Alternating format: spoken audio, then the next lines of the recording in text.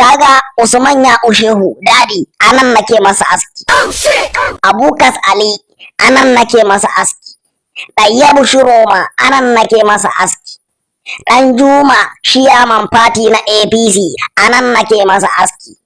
Abbas Waziri Shiyaman Fati na PDP anan nake masa aski. A layin sarauta kuma kaga Kawulla Gyara anan nake masa aski. Sallama anan nake masa aski yar gada. Ogansa Alhaji Baba ya Saddauna anan nake masa aski. Idan ka bado layin lafiya kaga Dr. Yalwa anan nake masa aski. Dr. Ibrahim anan nake masa aski. Kaga Dr. Akarami Darabau anan nake masa aski. Idan ƴan ƙwallo ne kuwa babu wani ɗan ƙwallo da yake garin Darabau wanda ba a shagon nan nake masa aski ba. Kaga ko ai mun shahara. Da Allah abun askin ya fita sosai.